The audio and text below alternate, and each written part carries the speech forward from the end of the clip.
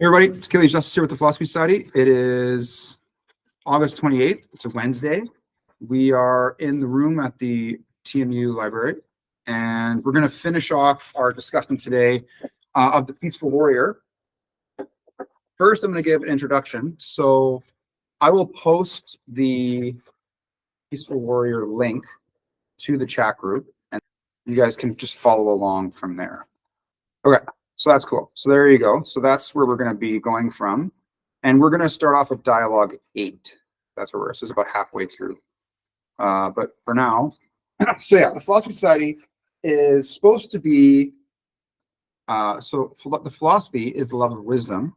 And wisdom, we could say, is defined as the quality of our judgments, experiences, decisions, actions, reasoning processes, the way we live our lives.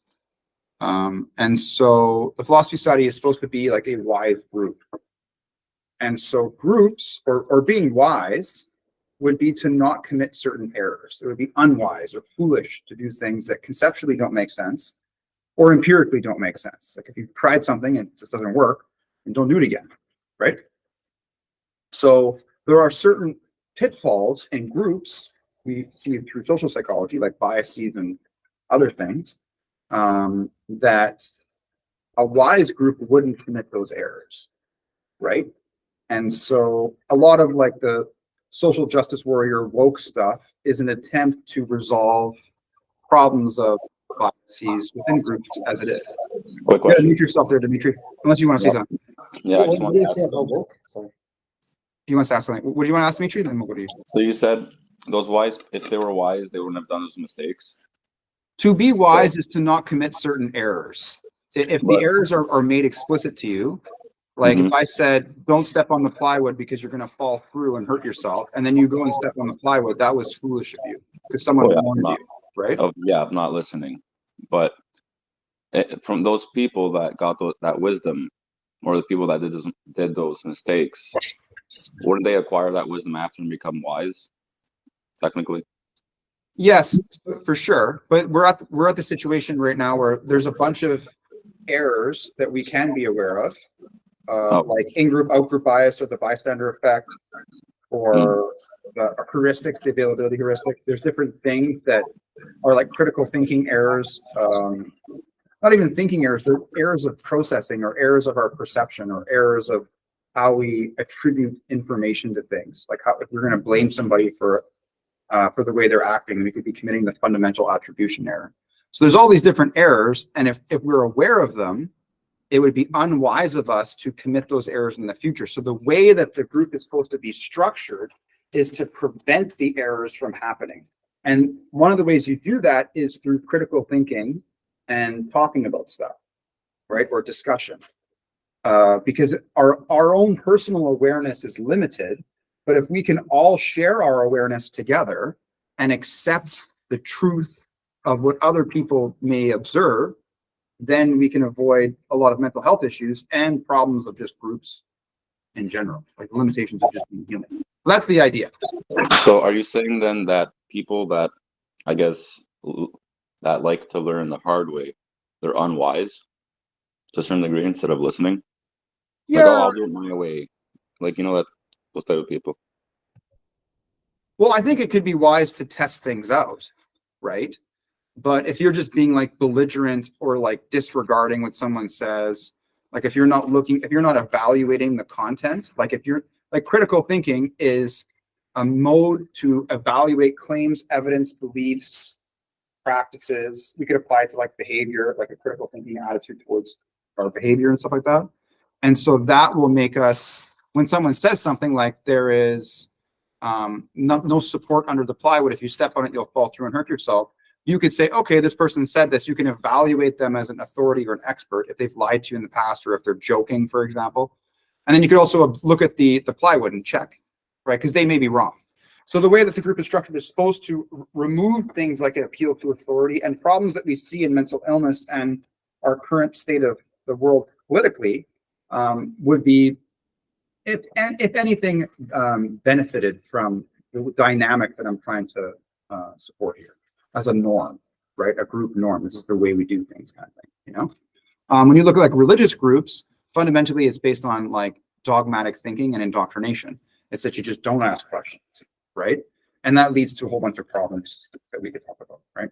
There are some benefits, but there are a lot of problems too. So it would be good to have a group that didn't have to appeal to faith or authority or indoctrination as a mode to transmit ideas or retain its internal integrity as a social entity, right? It would be better to structure it in such a way, kind of like science, but more of a community-based and educational. It is educational science, but science can be very impersonal because you just read someone's paper and then you like write your own paper and then you just kind of go back and forth. Doesn't have that same. It's not meeting the same need that religious groups meet. So the Philosophy Society is supposed to be that, right? That's a lot, but I think that's what the world needs, because if people had the means to think critically and they were socialized to do so, meaning that they feel good about it and they feel accepted, and they are accepted actually, then a lot of the world's problems wouldn't be a problem, right? And so, yeah, and so that's my goal. My way of doing that is to have discussions and talk about stuff, and then I get ideas from people, and then I kind of help make sense of them. That's the philosophy part of it. And so it's this group is not really like a specific class on doing meta philosophy, for example. This is the second time I've taken it, just because it's with a different guy and I want to hear what you have to say, So yeah. And I'm doing the philosophy of human nature, which the text I'm a little like, meh. I think we could think of some better ones, but we'll go through it and see what the guy has to say, right?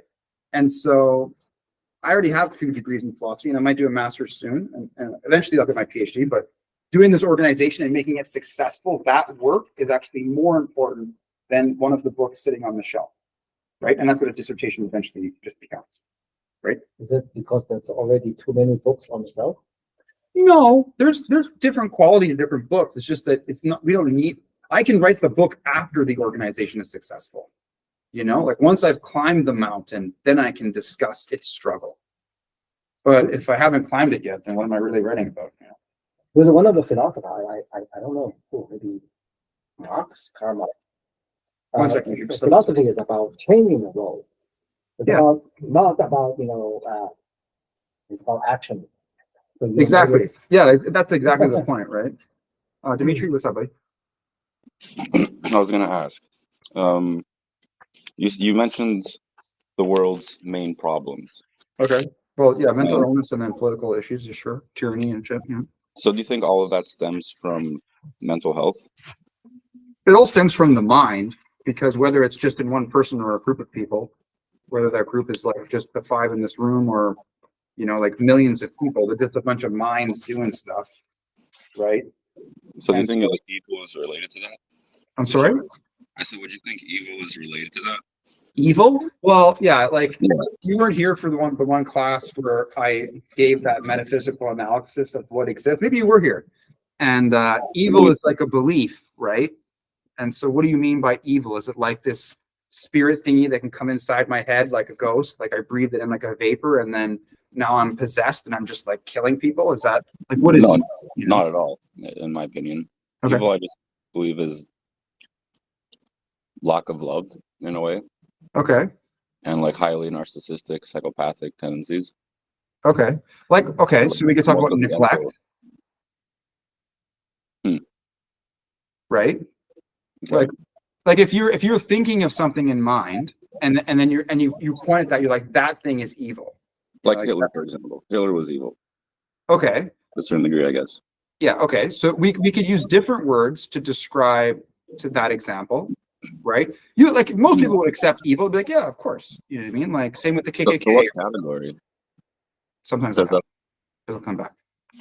Or did that light turn off? Oh, let's try. You got it? Okay, thanks. So I guess evil would be like more of a spiritual definition instead of like a psychological or philosophical. Well, evil assumes this sense of intensity, like of maliciousness, but I think it has this essence component that isn't even really necessary. And I think that evil as a term is generally used in a Judeo-Christian like kind of context. It kind of comes out of that, and so whenever you use that word, you're also bringing in a little bit of that stuff. Like you're Mhm. kind of like you're on a road and you kind of just take a little detour into Christianity and then you come back. And Gotcha. so my point is like, if you go down to this other side road, you're bringing in some extra baggage and it can reduce the integrity of what you're trying to say. So we could just not say that word. We can say things like neglect. We can say things like maliciousness. Can you, like, from a philosophical standpoint, would it be like immoral and unethical, or would that be like psychological? Yeah, well, yeah, yeah, you could say that. That's an ethical evaluation. Yeah, sure. Like being evil it's just whenever you say evil, you have to clarify it. Mm, It violates one of the principles of the philosophy of science, like being parsimonious, like trying to have the simplest explanation. got you. So, because like when you talk about evilness, now I have to say evil, but it's not some spirit, it's not some weird energy, it's not an evil ghost, it's not like I have to go through this list. Whereas if I just talk about like neglect or someone's a psychopath, I don't have to have that whole other thing there. I can just talk about that. Got you. Different categories or different, not scenarios. What's the word? Different contexts. Yeah, well, they're different concepts, and there's less assumptions in the other ones, Mm. right? Like evil is this thing that's like as a dichotomy to the good, like it couldn't exist without good things. But then what is good? You know? But then when you say like a good person, for example, it wouldn't really have ties to that religious aspect or from the spiritual aspect, right? Say, oh, that Yeah, guy's a good person. yeah, like good. Actually, good and bad is the opposite. Sorry. It's okay. Like Plato talks about the good, Aristotle talks about the good, and all the way up until like Moore says that the hardest word to define is good. Like like it's an undefinable term, and that reduces the integrity of ethics in general. Uh-huh. So yeah, I would say like, and then God is just associated with good, especially in a Judeo-Christian context. And then the opposite of that would just be the devil, which is supposed to be evil, or any manifestation of devilness, or contrast to godliness is devil. And so it's this weird dichotomy that kind of just like is going through the Judeo-Christian kind of perspective. And that dichotomy can be used to misattribute people with mental health issues that someone perceives as acting in an evil way, then they can interpret that as though they're the devil.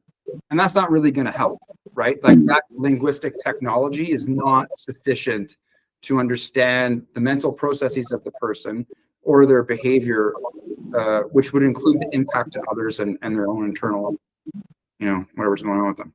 Gotcha. So in this case or this situation where like psychology and philosophy, would you say like a good person or a bad person, and then leave like evil and I guess holy, which is the opposite? yeah, so you're just in the Christian boat, right? Like you're just trying to make sense of, which is fine. But I just so we'd be using the terms good and bad, like a good person, bad person. Bad is easier. That's an easier word to use because it doesn't have this mystical, spiritual, like demon thing to get you. Right. Okay, so it's more of a neutral, like you said. Yeah, it doesn't have this it doesn't have this spiritual like connotation or assumption embedded in it. But like good and bad, that's a moral judgment in some ways. Like, is it another way to like look at how evil is an inappropriate word? Would be like if the raccoon fights the other raccoon, and the other raccoon. I don't know if you guys have all heard raccoons fight, maybe and it's not a pleasant sound. It's actually really disturbing. You're going to scream and hurt each other. And would you say that the aggressive raccoon is evil? Or if a lion is going to kill a gazelle and the gazelle is screaming, that's not a pleasant sound, right? The thing is suffering and it's dying. It's being eaten alive. Is the lion evil? I guess a better, sorry to be constructive criticism wise here, but I think a better analogy for good and evil would only apply to humans, as we're only spiritual. I'm not sure if animals are spiritual. I might be a little bit ignorant. No, it's whatever. It's just, you're stuck in the spirit. You're trying to, you're in a box and you're trying to make sense of this box from within, but you put yourself in the box because you're defining like your context or how to understand reality with these things that you don't even know if they exist yet, right? And so one of the fallacies. Sorry. I was saying not necessarily. I guess different context for different types of conversations. That's why I wanted to like keep it suitable to this type of conversation, which is why I asked you if it's a suitable term or not. I get it, it's not. So I don't like to use those words, like Mhm. because then you have to like, because then it can become confusing. Like there's something called the fallacy of ambiguity, and when something is not clear or distinct in its meaning, there could be multiple interpretations of what it means. So you might believe that you've created a sound argument, but if it can be interpreted multiple ways, it's not really that sound, it's ambiguous now, right? Or if the same word can be interpreted two different ways, like red as the color or red as the verb of reading a book. So depending on the word can be have equivocation, it can have more than one meaning, just one word. So when you're conceptualizing stuff, to be a wise thinker is to try to think in a way to not make those errors in reasoning, right? And so some words you can just not use because they're just going to get complicated, and it's like it's not even really necessary, right? A lot of times people will say evil is because they're like trying to be mean to you, or they're trying to say that your behavior is bad. And it's again like it's not really necessary, and I don't think as a linguistic technology it's even very useful. I think there's better ways to talk about things, like psychologically and socially. Sorry, yeah. A greater level of understanding, basically, is what Exactly. That's very good. That's what you're looking for. Universal. Okay. Like you One can last say question. evil, but it's just like you're just going to get confused, or other people are going to get confused, and there's certain cases that just won't apply. Like someone that's a sociopath that was super abused as a child, right? Are they really evil, or are they just super fucked up, right? Because it was normalized that physical abuse and other forms of malicious actions that's just the way you relate to people. This is what we do. We just hurt each other. And, that's, yeah, like, I think that if But what about the guy who built the concentration camp? That's not evil. you could say it's malicious. I just don't know what we mean by evil. Like Hitler. Yeah. We talked about that example. Yeah. So Hitler is not evil. I would say he's evil, but I just think that the word itself, it's got a lot of holes in it conceptually. So I would rather use different words. Like what? Like psychopath. So Hitler is or sociopath. So what they do on the concentration camp, it's not evil. So what other words is more appropriate? It's not that it's not evil, right? It's like there's just better ways to explain it. Right. Like saying like he's antisocial, or he's like a malignant narcissist, or he was like under methamphetamines, I think at the time, and he was like super, fucked up on drugs, and he wasn't thinking clearly, and he was a megalomaniac, like I think that there's other ways to explain his mental state and his behavior that are a bit more sophisticated, that don't have the lack of conceptual clarity that something like evil does. You could still use the word evil and it would still make sense. People still understand you. But I think that we have better words now, like you can use an old wooden bridge and still make it to the other side. But if it's a little shaky and deteriorating, you're like, maybe we want to get a new bridge. So I guess so whatever words we use, that are definitely better words, But in humans' behavior, human history, there's a lot of these things happening. Like you talk about raccoon fighting, right? Yeah. But raccoon will never build a concentration camp to torture other or torture them 24 hours before they kill them, right? Or whatever, So a human being is committed to organize, very sophisticated, very efficient way, like the concentration camp, the efficient way, murder millions of people. So why is that? Why this happened to human being? What's the root? What's the reason for that? Yeah, well, it's called dehumanization, right? Like they don't see them as human anymore, and it evokes this emotion of disgust. So when you create an in-group out-group bias, right, where you say they're not like us, they're different, and they're less than us, then it can start to have this like there's different emotions we can experience in general, right? When you start shifting to the disgust emotion, then it's like now there's this seed of motivation to do harm or abuse or whatever to the person, right? Even fear, you could say too, I think, like, but I think that like once it gets to the dehumanizing thing, you wouldn't really be scared of something that's less than you. If it's less than you, then it would probably start going into the disgust emotion. Right. So I like that, but that I heard a lot, but normally it used to describe, for example, a single person, like a murderer or whatever, but we're talking about a regime, a machine, a country, that systematically, how that happened? Is that a bunch of dehumanized people come together, or what? Why the war? What happened in Ukraine or whatever. So why these things happen again in human history? Is it just a cycle? Is it because Hitler doesn't have a good father, mother, or the subconsciously, or the original family is bad? I think those terms I could accept, to describe individuals but when we talk about regime, organized crime, like in a big scale, and even the good nuclear weapons, that could destroy the world. Right. So how does that happen? Well, it just shows how sophisticated humans are, and it can be done in a good way. Like you can have a hospital with neurosurgeons that are very coordinatedly, helping people, or it can be done in a very negative way. You know what I mean? Like North Korea, right? And so that just shows the power of humanity. And we can it could be good or it can be bad. Right? So I'm using the word good and bad here, but I'm not I didn't use the word evil because I think it goes down that spiritual road. And defining good and bad, I think, is important. Like if it's causing unnecessary harm to others or taking away their freedom, right? That would be bad. And when you would justify like putting people in prison because they're not in control of themselves, so they would hurt more people. So you're being utilitarian there, So there's different ways for us to apply ethics to determine the goodness or badness of a thing. But what you say is very interesting because it depends on your cultural meaning bias. In Asia, it's not the same meaning, or in Europe or North America. And what do you see? What exactly?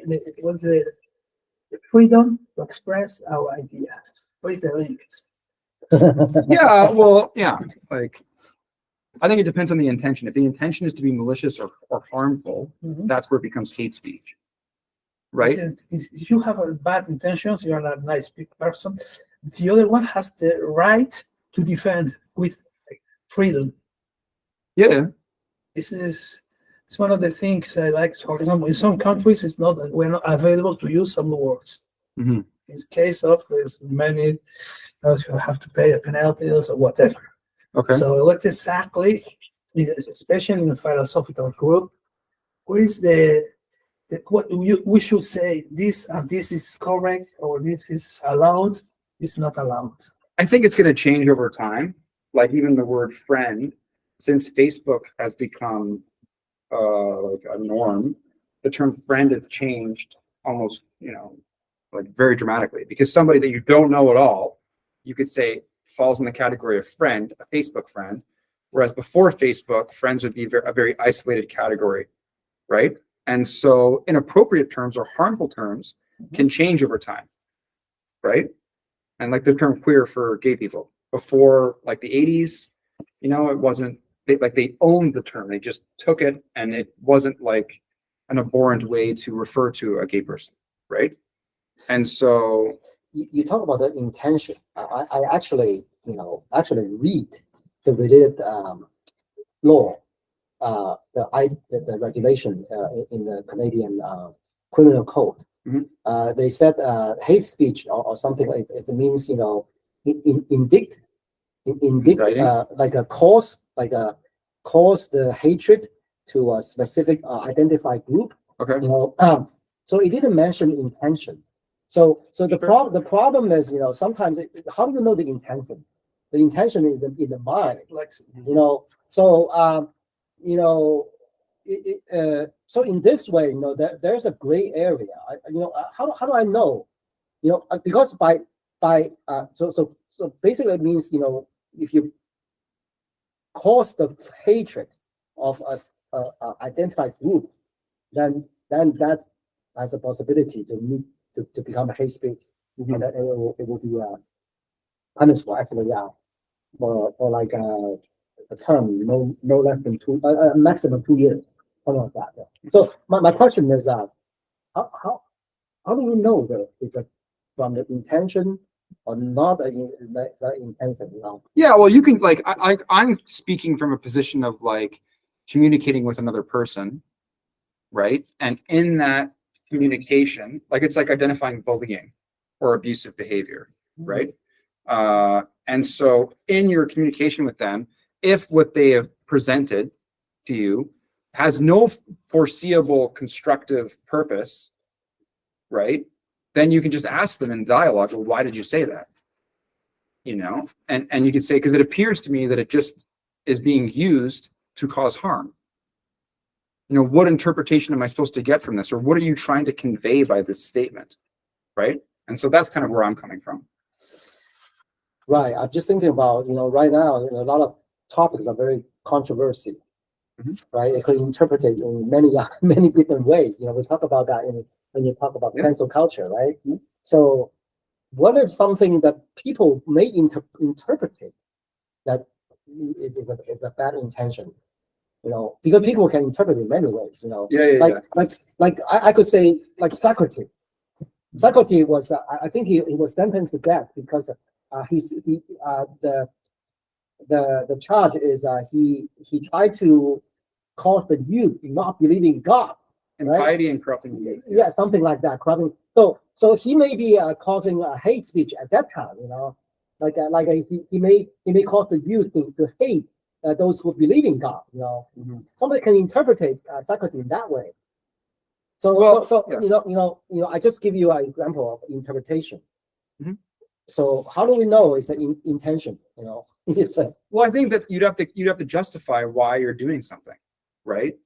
And explain your reasoning. And if you can give a coherent understanding that removes it from a malicious position, then it could. But at the same time, like if someone was ignorant to a racial slur, and then they were made aware that that's a racial slur, now it's up to them to modify their behavior and not use that term anymore, right? Like if a child says something that they don't know the meaning of it, doesn't mean that the child should be punished with the same severity as someone that did know the impact or the history of the term, right, and how it was used.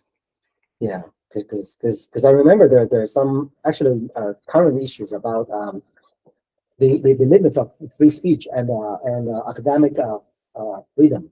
Okay. On something. I think that happened in some university. They did say, also in France, when related to religion, there's even some terrorism associated with that. If you remember that. Okay. So somebody will think that maybe you don't have the intent, but they think it's a very offensive. That depends. You have radical people. It's totally impossible to discuss. I think something and other people totally open mind. So, for example, one example, no religions or something. If you wash brain when he was a child, it's impossible to talk about one subject. So in this case, it is many barriers. Because I try to respect also, and I don't try to part your ideologies or your thoughts. Other people say, okay, I'm totally open mind. Open mind means I can. Socrates, he said, I am totally ignorant. And from the very beginning of my ignorance, it's a color. Yeah, I know nothing, and therefore I can learn. I know nothing. Well, I think that it's important to not to observe where speech is occurring and other factors within speech itself, like tone of voice or the context that the thing is being said in, and the relation between the people, right? Like if they're currently upset and they're like yelling at each other, I don't want to think about that. Just doing it for some reason, right? Then hate speech in this context is really coming out of like a preventative measure towards racism, really, right? Because it's an identifiable group and some attitude or thing being said about that group, like anti-Semitism. You know what I mean? And so, It will include race, but not just race, but any identified group. Yeah. You know, for example, gender. sure. You know, what was the word that you need so like I don't remember. Just say things that about just some group because identified group could be any. Yeah. So that's one thing. And then on the other side, I'm just talking about abusive behavior in general and how to like determine that. And so you can't be like reductionistic or try to remove the speech out of the context, but some speech, right, like is clearly just hate speech. Like if you say that everybody of X is bad, well, that's clearly an overgeneralization, and that's not good. And so, yeah, like certain stereotypes can be used in a hate speech format. Which again, the other thing you could talk about is like comedy. Like, how can there be comedians that want to just make fun of things and it not be considered hate speech, right? And I think that's where the difference is context. Like when Trump talks about like mass deportations and puts forward like a white supremacist kind of attitude, that's not conducive to like a healthy environment that promotes like cultural and ethnic like multiculturalism, right? And so, yeah. But what about I remember the book on liberty by Mills. Mhm. He actually say even the absolutely wrong speech should have a rule because the way that human understand the truth is by debating with the wrong idea, so that then you will know how the correct idea is correct. If you're having a rational conversation and the people are reasonable, then sure, right? Then I can say, well, why did you say that? Like, how is that attack on this person's character relevant to any? How does it have any merit, right? Whereas if someone is like being violently racist, it's not the time to talk about the nature of racism. Maybe putting your hands in front of your face and protecting yourself is the most important thing, right? And so part of that, I think, has to also do with trying to combat not explicit racism, but like implicit systemic racism that can't really be seen and it's hard to detect. Yeah. But just one other thing, because Mills also raised some examples, like in the history, that at that time, it's also regarded as a totally wrong idea. For example, Socrates. Socrates was regarded by the majority to think that what he's expressing, like Jesus, similar things, right? So the majority think, so Mills use that example to prove that there should be room for even a wrong idea. But he's not talking about we should enter into a rational discussion yet. He just say, to give you two examples, that the smartest person in the human history, Socrates, and the other, was murdered. Yeah. Because at that time, the majority of the society think that's an evil idea, So there's a lot of things like that. So so how do we? So again, if people defend themselves at this time, what am I saying? Yeah, but I'm just maybe another Socrates. I'm just saying, exactly. How do we look at this? I think when guys, the question you asked earlier is like, how did the Holocaust occur? And because of these social forces or the social force itself, we have to be mindful of the implicit or unconscious like influences that things have in social groups and like symbols that can be out. Like the swastika is not really a good symbol to be thrown out there all over the place or whatever else, because of the influence it can have on our unconscious mind, right? The part of our brain that's not explicitly thinking about stuff, but it's still there. And so to reduce that influence, that would be the justification for regulating some forms of expression, right? So that society doesn't deem it as acceptable and then things become worse in a social context. That would be bad, right? If like another Holocaust occurred. We don't want that, right? Like Putin is there's certain things that he is doing that the Nazis did, like stealing children from Ukraine, putting them into Russia as an adopted kid, and those parents can't say no, or else they go to jail, right? So there's different ways to evaluate the health of a society, you know?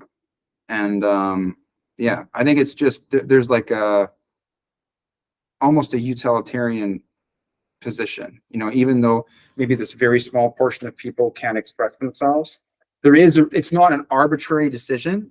There is a reason why, and it's because it's being oppressive towards certain groups in an unjustified way, right? Like when you talk about like Hamas, for example, or any other Islamic radical group that explicitly says we just want to kill everybody so that we're the only people on the planet, that's not good.